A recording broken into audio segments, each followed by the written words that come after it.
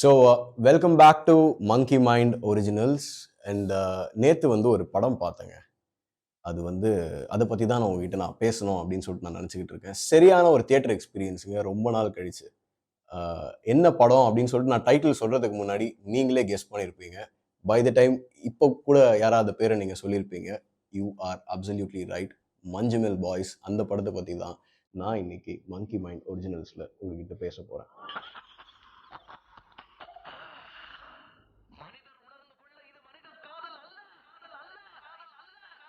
So இந்த படம் வந்து பொதுவாக நீங்கள் மலையாளம் ஃபிலிம்ஸ் நீங்கள் பார்த்தீங்கன்னாவே அவங்களுடைய ஓப்பனிங் கிரெடிட்ஸு, அதாவது அவங்க தேங்க்ஸ் கார்டே பார்த்தீங்கன்னா அவங்க பொறுமையாக ரொம்ப அழகாக நிஜமாவே ஒருத்தங்களுக்கு தேங்க் பண்ணோன்னா நம்ம வந்து தேங்க்யூ தேங்க்யூ தேங்க்யூன்னு அப்படியே கடன்னு அப்படியே மாற்ற மாட்டோம் ஸ்க்ரீனை.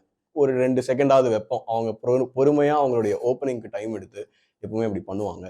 இந்த படத்தில் அந்த மாதிரி ரொம்ப நாள் கழிச்சு ஒரு ஓப்பனிங் அனிமேஷன், அதாவது படத்துக்கும் இந்த படத்துக்கும் சம்மதம் இல்லைன்னு சொல்ல முடியாது, பியூட்டிஃபுல்லான ஒரு சம்மதத்தை கொண்டு வந்து அனிமேஷன் சீக்வன்ஸ் ஒன்று பண்ணி ஓப்பன் பண்ணுறாங்க. ஓப்பனிங்லேயே கண்மணி, அன்போடு, காதலன், நான் அப்படின்னு சொல்லிட்டு நம்ம கமல் சாரோட குரல் அப்படியே கர்ஜிக்குது தியேட்டரில். ஆடியன்ஸ்லாம் அப்படியே இரப்ட் ஆகிறாங்க, செலிப்ரேட் பண்ணுறாங்க. இந்த பாட்டோடைய பவர் என்ன அப்படிங்கிறது இந்த படத்தை நீங்கள் இன்னைக்கு தியேட்டருக்கு போய் எந்த ஷோ பார்த்தாலும் உங்களுக்கு தெரியும். ஆல்ரெடி நம்ம அதை ஹெட்ஃபோன்ஸ்ல கேட்டு பல முறை கேட்டிருந்தாலும், பல வருஷங்களா கேட்டிருந்தாலும், இப்போ திருப்பியும் அந்த பாட்டுக்கே ஒரு புது விஷுவல் வர அளவுக்கு அனிமேஷன்லாம் பண்ணி இவங்க அட்டகாசமாக தான் ஓப்பன் பண்றாங்க. ஏன்னா இந்த படத்துல ஸ்பாயில் பண்றதுக்கு ஒன்றும் இல்லை, எல்லாருக்குமே இந்த படம் பத்தி தெரியும், எல்லாருமே இதை பத்தி பேசிட்டு இருக்காங்க. குணா கேவ்ஸ் அப்படிங்கிற ஒரு இடத்த பெரும்பாலும் பேஸ் பண்ணி தான் இந்த படமே எடுத்திருக்காங்க. ரொம்ப ரொம்ப அழகா இயல்பா ஆரம்பிச்சு ஒரு ஃபங்க்ஷன்ல ஒரு ஒரு வெட்டிங் ஃபங்க்ஷன்லயே இருக்க போற அத்தனை ஃப்ரெண்ட்ஸ் நிறைய பேர் இருக்காங்க. ஸோ ஒரு கேரக்டரையும் நம்ம கொண்டு போய் இன்ட்ரடியூஸ் பண்றதுக்கு அந்த டைம்லாம் அப்பெல்லாம் எடுத்துக்காம ரொம்ப பிரில்லியண்டா அழகா சிம்பிளா ஒரு வெட்டிங் நடக்குது. அதுல நேச்சுரலா பசங்க கேங் என்ன பண்ணுவாங்க, சைல்ட்ஹுட் ஃப்ரெண்ட்ஸ் கூடவே வளர்ந்த பசங்களா இருந்தா எவ்வளவு லிபர்ட்டி இருக்கும். ஒரு பசங்க ஃபர்ஸ்ட் ஆஃப் ஆல் ஒரு பசங்க கேங்கா இருக்கிற அத்தனை பேராலையும் இந்த படத்தோட ரிலேட் பண்ணிக்க முடியும். அவங்க போற ட்ரிப் ஆகட்டும், என்ன வயது இருந்தாலுமே, நீங்க எந்த ஏஜ் குரூப்பா இருந்தாலுமே உங்களால கண்டிப்பா ரிலேட் பண்ண முடியும். ஸோ அப்படி ஒரு கூத்து தான் நடக்குது அந்த ஒரு வெட்டிங்ல. அதுலயே நமக்கு எல்லாருக்குமே காமிச்சிருவாங்க, ஓகே இவன் வந்து குடிகாரன், இவன் குடிப்பான், இவன் வந்து ரொம்ப வம்பு பண்றவன், இவன் இன்ட்ரோவர்ட், இவன் எக்ஸ்ட்ரோவர்ட், இவன் பெருசா பேச மாட்டான், இவன் யோசிக்கிறான், எல்லாத்தையும் கடகடன்னு அங்கங்க ரொம்ப ஸ்பூன் ஃபீட் பண்ணாம அழகா அப்படியே இது பண்ணிட்டு போறாங்க. அது எனக்கு ரொம்ப ரொம்ப பிடிச்சது. அதுக்கப்புறம் இன்ஸ்டன்டா கதைக்குள்ள போயிடுறது. இன்ஸ்டன்டா அப்படியே அதுக்கப்புறம் ஓகே ட்ரிப்பு போறோம், எங்க போறோம், கோவா போறோம், அங்க போறோம், எல்லாம் அங்கேருந்து அப்படியே ஆரம்பிச்சு, எப்படி நம்ம ஒரு சில பேர் அப்படியே ஆரம்பிச்சு ட்ரிப்பே போக மாட்டோம், கடைசி வரைக்கும் அப்படி ஒரு விஷயம் நடக்கும். இப்போ போனா எங்க போலான்னு ஒரு சில விஷயங்கள் மாறி ஃபைனலா இங்க போலாம் அப்படின்னு சொல்லிட்டு நம்மளே அழகா கோடைக்கு கூட்டு போய் அங்க எவ்வளவு சீக்கிரம் கதைக்குள்ள போக முடியுமோ அவ்வளவு சீக்கிரம் கேவுக்குள்ள போறாங்க. ஒரு பையன் கூட வந்த ஃப்ரெண்டு, சின்ன வயசுல இருந்து இருக்கிற ஃப்ரெண்டு டமால்னு கீழே விழுந்துடுறான், காணாம போயிடுறான். அந்த கேவுக்கு ஒரு ஹிஸ்டரி இருக்கு. அந்த ஹிஸ்டரி அடிக்கடி கமல் சார் அதுல நடுவில் உள்ள வந்துட்டு போகுது. அந்த குணாங்கிற படத்துடைய பேர் அப்பப்போ வந்துட்டு போகுது ஆகட்டும், அதோடைய நமக்கு அதோடைய ஃபெமிலியாரிட்டி இன்னும் ரொம்ப நல்லா இருக்கு. பிளஸ் இதுல ஒரு சில தமிழ் கேரக்டர்ஸ், தமிழ் ஆக்டர்ஸ் வராங்க, நடிச்சிருக்காங்க ரொம்ப அழகா யதார்த்தமா. அவங்க எல்லாரையும் ஒரு மலையாளம் ஃபிலிம்ல வந்து நம்ம போய் பார்க்கறது அப்படிங்கிறது நிஜமாவே ரொம்ப சூப்பரா இருந்துச்சு. ரொம்ப ஒரு ஃப்ரெஷ்ஷா இருந்துச்சு. அவங்க அது வரைக்கும் சீக்கிரமா கடகடன்னு அப்படியே எடுத்துட்டு போயிடுறாங்களா, இப்போ அந்த இன்சிடென்ட் நடந்துருது, அவன் கீழே விழுந்துடுறான். அந்த ஆக்சிடென்ட்க்கு அப்புறம் அப்படியே படம் எப்போ ஆரம்பிச்சது எப்போ முடியும் உங்களுக்கு எதுவுமே தெரியாது. சும்மா கட்ட கட்ட கட்ட கட்டன்னு அடுத்துன்னு போயிட்டே இருக்கும். எங்கேயுமே டைம் வேஸ்ட் எதுவுமே கிடையவே கிடையாது. அந்த போலீஸா வந்தவங்க கூட ரொம்ப அழகா சூப்பரா நடிச்சிருக்காங்க. அந்த பொட்டலத்தை திறந்து அந்த முட்டையை எடுத்து அப்படி வாயில வைக்கும்போது ஏய் இன்ஸ்பெக்டர் ஒன்று கூப்பிடறாருன்னே அதுக்கெல்லாம் அப்படியே ரொம்ப ரியாக்ட் பண்றாங்க ஆடியன்ஸ். ரொம்ப செமையா இருந்துச்சு அந்த மொமெண்ட்லாம். அதுக்கப்புறம் மெயினா சிஜு அண்ட் பாஸ்கர், அந்த பாஸ்கருங்கிறவர் தான் கீழே விழுந்துடுறாரு, சிஜுங்கிறது தான் நம்ம ஷௌபின். இப்போதைக்கு என்ன நீங்க கேட்டீங்கன்னா என்னுடைய மோஸ்ட் ஃபேவரட், இப்போதுன்னு இல்லை ரொம்ப நாளாவே கும்பலங்கி நைட்ஸ்லேருந்தே நம்ம ஷோபின் ஆகட்டும் அண்ட் இந்த பாஸ்கரா நடிச்ச இவர், அவருடைய பேர் ஸ்ரீநாத், எஸ், இவங்க 2 பேரும் என்னுடைய மோஸ்ட் ஃபேவரட்டா இருக்காங்க மலையாளம் இண்டஸ்ட்ரியில. அண்ட் ஷோபின் வந்து சான்ஸே இல்லை, எனக்கு வந்து அவரை ரொம்ப ரொம்ப பிடிக்கும். ஐ எம் ஹியூஜ் ஃபேன், ஷோபினோட பெரிய ஃபேன் நான். ஸோ அட்டகாசமா பெர்ஃபார்ம் பண்ணியிருக்காங்க எல்லாருமே. என்ன நடக்குது, கீழே போனதுக்கு அப்புறமா ஒரு ஹீரோயிக்கா இவர் இறங்குறதாகட்டும், இது பண்றதாகட்டும். ஸோ அந்த கேவ்ஸ்ல வந்து இவங்க ஷூட் பண்ணணும்னு முடிவு பண்ண உடனே இந்த டீமோட இன்டர்வியூ நான் ஒன்று படித்தேன். இந்த ப்ரொடக்ஷன் டிசைனர், ஆர்ட் டைரக்டர், அவங்களுடைய இன்டர்வியூ நான் ஒன்று படித்தேன். அதில் நான் படித்து நிறையா நான் வந்து ஸ்தம்பிச்சு போனேன். ஸோ இவங்க என்ன பண்ணியிருக்காங்கன்னா, குணா கேவ்ல ஷூட் பண்ணணும்னு முடிவு பண்ணதுக்கு அப்புறமா அந்த கேவோடைய photos or videos any data ஏதாவது கிடைக்குமான்னு நெட்ல எல்லாம் தேடி பார்த்துருக்காங்க. ஆப்வியஸா கிடைக்கல அவங்களுக்கு. ரொம்ப லோ குவாலிட்டி ஸ்டஃப் தான் கிடைச்சிருக்கு. சரின்னு சொல்லிட்டு எப்படியோ பர்சுவேட் பண்ணி அவங்க அப்படியே பிடிச்சி ஆளுகளை பிடிச்சி போயிட்டு கொடைக்கானல்ல ரெக்கிக்கு பெர்மிஷன் வாங்கிட்டாங்க. வாங்கிட்டு வாங்கினதும் இல்லாம அந்த குழிக்குள்ள 80 அடி கீழே போய் மேக்சிமம் அவ்வளவுதான் அவங்க அலோவ் பண்ணியிருக்காங்க. அதுவே ரொம்ப பயந்து. ஸோ அந்த 80 அடி குழிக்குள்ள போயிட்டு அந்த ராக் எப்படி இருக்கும், அந்த இடம் எப்படி இருக்கும், அந்த டெக்ஸ்டர் எப்படி இருக்கும். இப்போ ஒருத்தன் மாற்றான். இது வந்து ஒரு சர்வைவல் த்ரில்லர் ஃபிலிம். ஸோ அதனால இதுதான் படமே, இதுதான் மெயின். இதுக்காக தான் வராங்க. என்ன என்ன என்ன பார்க்க போறோம், எப்படி அவங்க மாட்டினாங்க, அதுல என்ன கஷ்டங்கள் இருக்கு, அவங்களை எப்படி திருப்பி மேல கொண்டு வர போறாங்க, வர முடியுமா முடியாதா, முடியாதுங்கிறது மட்டும்தான் படம் ஃபுல்லா வந்துகிட்டே இருக்கும். உன் ஃப்ரெண்டு போயிட்டான், அவன் வரமாட்டான், அவன் அந்த குழி வந்து அதோடைய உண்மையான பேர் என்ன, குணா கேவ்ஸ்க்கு முன்னாடி அதுக்கு பேர் என்ன, ஹெல்ஸ் டெவில்ஸ் கிச்சன் அப்படின்னு ரொம்ப அழகான மாதிரிலாம் அதை கொண்டு போய் அந்த லோக்கல் எலிமெண்ட் ஒன்று கொண்டு வந்து, லோக்கல்ஸ்க்கு ஒரு பிலீஃப் இருக்கும். அந்த ஒரு லெமன், அந்த எலுமிச்சம்பழம், அப்புறம் கடவுள் இருக்கா இல்லையா, அந்த மாதிரி விஷயங்கள் எல்லாம் பெருசா தொட்டும் தொடாம ரொம்ப அழகா கடைசியில அதுக்கான பதில் வந்து நம்ம எல்லாருமே உணர முடியும் இந்த படம் பார்க்கும்போது. ஏன்னா ஒரு எவனுமே உள்ள விழுந்தவன் எவனுமே வெளில வந்தது கிடையாது. யாருமே ரெக்கவர் ஆனதே இல்லை அப்படிங்கிற ஒரு கேவ்ல இருந்து ஒரு ட்ரூ இன்சிடென்ட். ஒருத்தர் சுபாஷ் அந்த கேரக்டர் அப்படி அவரை தூக்கிட்டு, ஒரு ஃப்ரெண்டு தூக்கிட்டு ஹீரோய்க்கா மேல வந்திருக்காருன்னா கண்டிப்பா இது வந்து ஒரு டிவைன் கிரேஸ் தான் அப்படின்னு சொல்லிட்டு நான் நினைக்கிறேன்.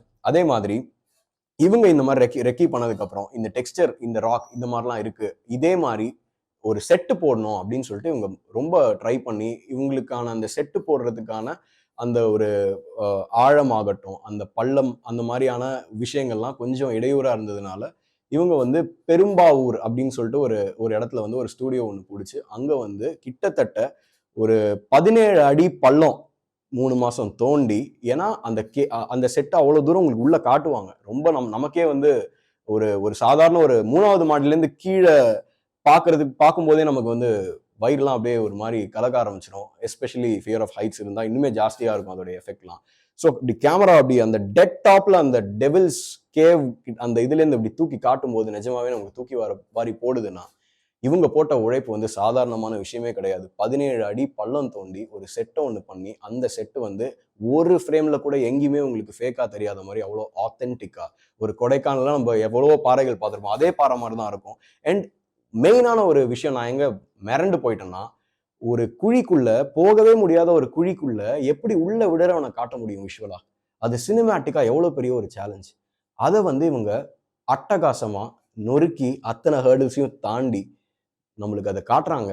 அப்படியே அந்த ஒரு ஃபியூ செகண்ட்ஸ் வந்து சத்தியமா எவனா இருந்தாலும் அவனுடைய சோல் இப்படி வெளில போயிட்டு ஐ ஸ்கிப் த பீட்னுவாங்கல்ல, my heart skip the beat, அது அப்படியே ஒரு செகண்ட் அப்படியே அது நடக்கும். அது ஏன்னா அவ்வளோ அழகா காமிச்சிருப்பாங்க. அந்த பாறையோட காம்ப்ளெக்ஸான ஸ்ட்ரக்சரை ஆடியன்ஸை ஒரு ஜியோகிராஃபிக்கலாக ஃபீல் பண்ண வைக்கிறதுங்கிறது ஒரு சாதாரணமான விஷயமே கிடையாது. இதை பார்த்து தான் நிறைய பேர் வந்து உலக சினிமா தரத்தில் இருக்கு அப்படின்னு சொல்லிட்டு சொல்றாங்க. அதை நான் வந்து கம்ப்ளீட்டாக ஒத்துப்பேன். ஏன்னா அவ்வளோ உழைப்பு போயிருக்கு, அவ்வளோ அழகாக எடுத்திருக்காங்க. ரெயின் எஃபெக்ட் ஆகட்டும், இதாகட்டும், அந்த படத்தில் வர அந்த டைமில் இருக்கிற அந்த நண்பர்கள் சேருற ஒரு விஷயம், அப்புறம் என்னென்ன ஹெல்ப் வருது, கடைசி வரைக்கும் எவனுமே நம்பாத, இல்லை ஃப்ரெண்டை காப்பாற்ற முடியாது அப்படிங்கிற ஒரு நிலைமைக்கு தள்ளப்பட்டக்கு அப்புறமா தான் கூட இருந்த ஒரு பெஸ்ட் ஃப்ரெண்டு, சின்ன வயசுலேருந்து வளர்ந்தவனே அவனை காப்பாற்றுறதுக்கு முன்னே இருக்கும்போது நிஜமாவே கூஸ் பம்ஸாக தான் இருக்கு. அண்ட் அதே மாதிரி அந்த கேரக்டருக்கு ஒரு ஃபிக்ஷனலைஸா ஆர் எனக்கு என்னன்னு தெரியல, ஒரு ஒரு பேக் ஸ்டோரி ஒன்று வைக்கிறாங்க. அவங்க சின்ன வயசுலேருந்தே அவனுக்கு வந்து இந்த ஒரு ஒரு விஷயம் யாரோ அந்த கூப்பிடுற மாதிரி இருக்கு, அவன் வந்து அமானுஷங்களா ஒரு சில விஷயங்கள்லாம் பார்க்குறான், அவன் வாழ்க்கையில் நடக்க போகிற விஷயத்த அவன் சின்ன வயசுலேருந்தே அவன் வந்து கொஞ்சம் எக்ஸ்பீரியன்ஸ் பண்ணுவான். இந்த மாதிரி விஷயங்கள்லாம் ரொம்ப ஃப்ரெஷ்ஷாக இருக்கு ஒரு சினிமாட்டிக் எக்ஸ்பீரியன்ஸாக பார்க்கும்போது. அந்த ஆறில் அவன் குதிக்கும் போது அதில் ஒரு கட் பண்ணி அங்கேருந்து இவங்க பாறைக்குள்ளே விடுறத கனெக்ட் பண்ணதெல்லாம் வந்து extraordinary. Hats off to the team and director Chidambaram அவர்களுக்கு மிகப்பெரிய வாழ்த்துக்கள். அண்ட் நீங்கள் ஒரு மிகப்பெரிய இன்ஸ்பிரேஷன். பொதுவாகவே மலையாள படங்கள் பேக் டு பேக் ஒரு சாலிடான ஒரு சினிமாட்டிக் எக்ஸ்பீரியன்ஸ் நமக்கு கொடுத்துக்கிட்டே இருக்காங்க. இது எப்படி இவங்களால முடியுது? இவங்க எப்படி இவ்வளோ, ஏன்னா இவங்க பேசிக்காக ஒரு ஃப்ரீ திங்கர்ஸாக இருக்காங்க. அண்ட் எப்படி முடியுதுன்னு நான் யோசிக்கும் போது நான் என்ன ஃபீல் பண்ணேன்னா, நம்மளை சுற்றி நம்ம சின்ன வயசுலேருந்து நம்ம வளர்ந்தாச்சு. நம்ம நம்ம நம்ம வளர்ந்து வந்த ஊர் வந்து நம்ம கூடயே வளர்ந்து வந்த மாரி எங்க பார்த்தாலும் நம்மள சுத்தி கான்கிரீட்டா தான் இருக்கு.